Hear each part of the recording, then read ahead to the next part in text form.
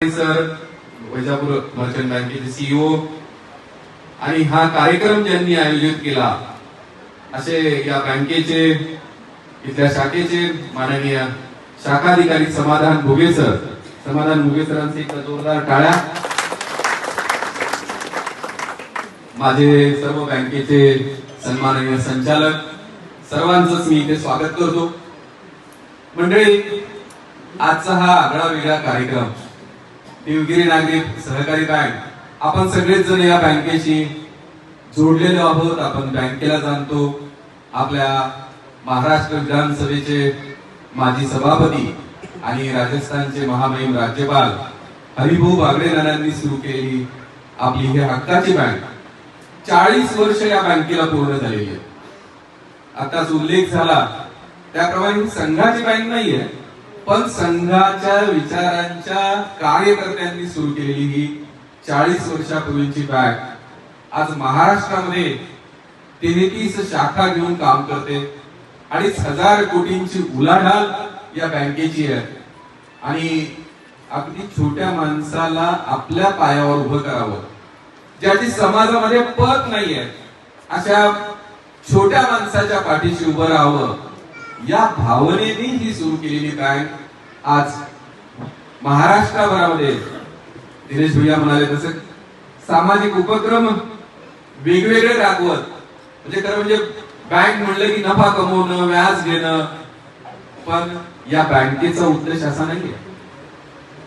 नफा उद्योग शर्माजी इथे ज्यांचा सत्कार करणारे व्यापारी आहेत, व्यवसाय सचोटीने केला तर नफा आपोआप मिळतो, त्यासाठी वेगळं काही करावं लागत नाही। पण फक्त नफाच कमवायचा असं नाही, तर आपण समाजाचं काही देणं लागतो।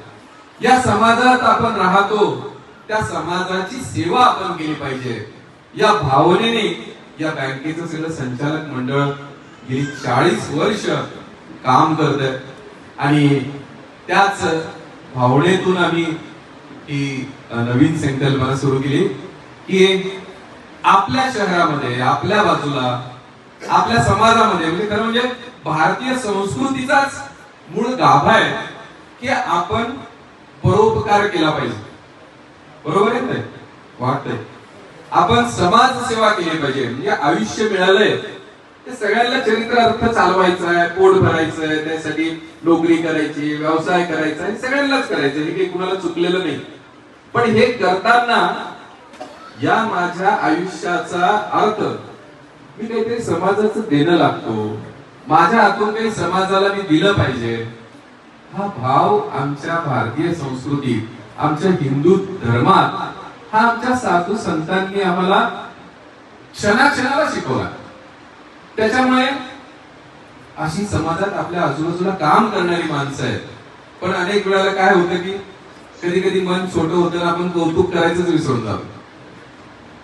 म्हणजे त्या माणसांनी खरं म्हणजे आज त्यांचा तालुका भूषण म्हणून पुरस्कार आपण देतोय, मग ते झुंबरलालजी शर्मा आहे की ज्यांचं 92 वर्ष आयुष्य आहे, पण ज्या सात्विकतेने ते आयुष्य जगले, ज्या सात्विकतेने त्यांनी व्यवसाय केला, आज 3 मुलं, नातू, बंधू आणि 32 जणांचं कुटुंब ज्या पद्धतीने एकत्र ठेवत, समाजाशी नाळ ठेवत ते जगतायत, मला वाटतं ते 92 वर्षातही स्कूटी चालवत जातात, चालतात, फिरतात, याचं मर्म कुठे असेल तर त्या मनातल्या विचारांची सात्विकता, चांगले सदाचार, आचरण, विचार, याच्यामुळे मला वाटतं त्यांना हे सगळं जमलेलं आहे आणि हे आपल्या समोर आणावं या उद्देशाने देवगिरी बँकेने हा सोहळा आयोजित केलाय। एका जोरदार टाळ्या आपण सर्वांची केलं पाहिजे।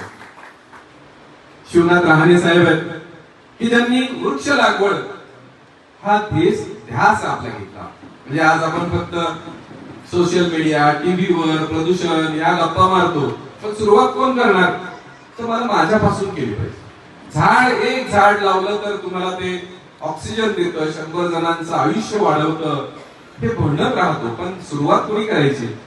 तर ती कुणाची वाट न पाहता ज्या शिवनाथ रहाणेंनी, मेजर रहाणेंनी मिलिटरीमध्ये नोकरी करत करत काम केलं, त्यांनी पुरस्कारासाठी काम केलंय का? पुरस्कारासाठी काम नाही केलं, हे करताना स्वतःचा मोठेपणा आहे का की मी एकट्याने केलं नाहीये. त्यांनी त्यांच्या सगळ्या सहकारी मित्र आहेत त्या सगळ्या सहकाऱ्यांना त्या पुरस्काराचा भागीदार केलेला आहे. आणि ज्या पद्धतीने त्यांनी ते वृक्षांची लागवड आपण जर पाहिली तर ते मनोहरी दृश्य आहे, निसर्ग संवर्धन आहे. पण ज्या तळमळीने ज्या तडफडीने ते आज करतायत त्या पोट तिडकीने आपल्याला झाडं लावून सांगतायत अशा शिवनाथ राहण्यांसाठी एकदा जोरदार टाळ्या. डॉक्टर बबनराव साळे पितृतुल्य व्यक्तिमत्व आहे. म्हणजे मला खरोखर सार्थक वाटतं कार्यक्रमाचं की झुमरलाल शर्माजींचा आपण सन्मान केला. पण आज आम्ही कधी कधी म्हणतो तसा भारत आपला हा खूप विधायक चांगला आहे की आमची पिढी बिघडते की काय, आमच्या पिढीला हे सोशल मीडिया काही परिणाम करतो का. पण मला वाटतं जोपर्यंत साळे जे डॉक्टर साळे आहेत, जोपर्यंत शर्माजी आहेत, तोपर्यंत नातू परतंडू ज्या आदर्श म्हणून आज त्यांच्याकडे बघतायत, आज त्यांचा पुरस्कार होताना ते जे शिकतायत हा संस्कार पिढीचा जो आपण पुढच्या पिढ्यांना देतोय अशा ह्या व्यक्तिमत्वांसाठी आपण जोरदार टाळ्या दिल्या. म्हणजे डॉक्टर साळेंनी 3000 डिलिव्हरी केल्या आणि त्याच्यातली एक डिलिव्हरी सिझरिनची आहे. फक्त 50 आणि 100 रुपये घेतले. आज परिस्थिती याच्या उलट आहे. 50,000 पासून 3 लाखापर्यंतची डिलिव्हरीचे पॅकेज आहे आणि 3000 डिलिव्हरी केल्या तर एक डिलिव्हरी नॉर्मल आहे, 2999 डिलिव्हरी सिझरिन आहे. कुठे चाललोय आपण हे म्हणत राहण्यापेक्षा त्यांनी जे त्यांच्या काळामध्ये जीवन जगले, त्यांनी जे आदर्श पद्धती दिली. म्हणजे मी शर्माजींशी बोलत होतो तर म्हटलं तुमची दिनचर्या कशी असते, तर ते म्हणाले एक वेळ भोजन घेतो. हे मलाही लाजल्यासारखं झालं माझ्या शरीराकडे पाहून की एक वेळ भोजन, 2 पोळ्या आणि भाजी, भात नाही, वरण नाही, चमचमीत नाही, काही नाही. मंडळी खूप मोठं सायन्स किंवा अमेरिकेत शिकायला जावं लागत नाही. जीवन शिकायचं असेल तर माझे धोतरवाले आजोबा आहेत, माझे पेट्यावाले काका आहेत, माझे टोपीवाले वडील आहेत. ही जुनी मंडळींकडे जे तत्वज्ञान आहे, भारतीय लोकांकडे हा जो ज्ञानाचा वारसा आहे तो आम्हाला बाहेर कुणी शिकवण्याची, इंग्रजीत शिकण्याची गरज नाही. ही आदर्श मूर्तिमंत उदाहरणं आमच्या समोर आहेत. पुन्हा एकदा त्यांच्यासाठी जोरदार टाळ्या झाल्या. म्हणजे गोकुळदादा सुभाषे त्यांनी नदीची सेवा केली, जलसंवर्धनाचं काम केलं. म्हणजे ते सांगतोय आपण की जलसंवर्धन आणि नदी स्वच्छता एवढंच केलं, पण याच्या पलीकडे जाऊन त्याची कधी त्याचा गवगवा केला नाही. त्याचं ते महत्वाचं काम म्हणजे रस्त्यामध्ये अपघात होतो आणि अपघात झाल्यानंतर माणूस की शून्य माझ्या अंगावर काही बालट येईल का म्हणून मी तो व्यक्ती तडफडताना पाहतो, पुढे निघून जातो. पण गोकुळ भैयांनी ही संवेदनशीलता जागी ठेवली आणि अशा शेकडो अपघातग्रस्तांना थांबवून त्यांना रुग्णसेवा देऊन, त्यांना वेळीच उपचार पोचवून अनेकांना जीवनदान दिलेलं आहे. हे ईश्वरी कार्यापेक्षा कमी नाही आहे. म्हणून पुन्हा त्यांच्यासाठी पण जोरदार. मंडळी, देवगिरी बँकेचा उद्देश खरोखर की असे दरवर्षी आपण आमच्या समाजात, आमच्या शेजारी, आजूबाजूला जी कुटुंब आहे, जी व्यक्ती आहे, त्या कुणी पुरस्कारासाठी मी म्हणतो तसं जगत नाही किंवा काम करत नाही. पण अशांच्या पाठीवर थाप मारताना ते मोठे होणार नाही. म्हणजे मी काय महाराज तिथे की देवाची प्रार्थना केल्याने देव मोठा होतो का? देव मोठा नाही होत. मी ज्या वेळेला प्रार्थना करतो त्यावेळेला माझ्या मनात येतं की मी चांगला वागलो पाहिजे, देवा मला बुद्धी दे, देवा मला चांगलं वागायची अक्कल दे. म्हणजे मी स्वतःला मोठं करत असतो, मी स्वतःवर संस्कार करत असतो की देवा माझी काळजी कर, मला चांगलं वागण्याचं, चांगलं व्यक्ती होण्याचं मला ज्ञान दे. तसं आज आपण यांचा सत्कार करतोय तर ते मोठे होत नाहीये. मला आज धडा मिळतोय की मी शर्माजींकडे पाहून त्यांच्यासारखं जगू शकतो का. एक कुटुंब, आज मी लग्न झालं, मुलगा बाहेर जातोय, पण आज 32 जणांचं कुटुंब एकोप्याने सांभाळणं, इतक्या प्रेमाने आज सगळ्या कुटुंबाचा, कबिलाच्या आनंदाने इथे आपण पाहतोय, हे दृश्य पाहतोय. ही आमची खरी भारतीय संस्कृती आहे.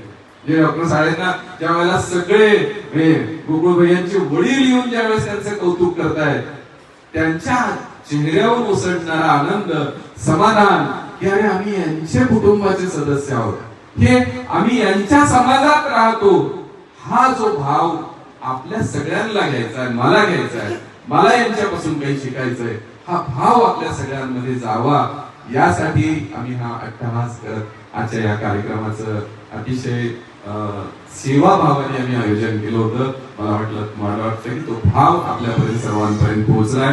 पुढच्या वर्षी आपण सगळ्यांच्या मधून असाच पुरस्कार देण्याचा संकल्प करायचा आहे.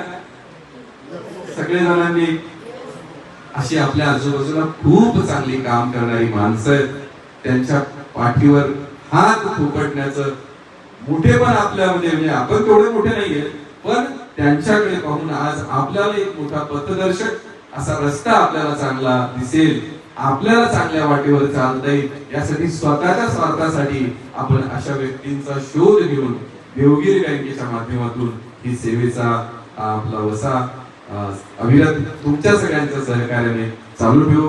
मी दिनेश भाऊ आणि सगळ्या आपल्या सगळ्यांचे आभार मानतो आणि मीही माननीय धनंजयजींना ऐकण्यासाठी उत्सुक आहे.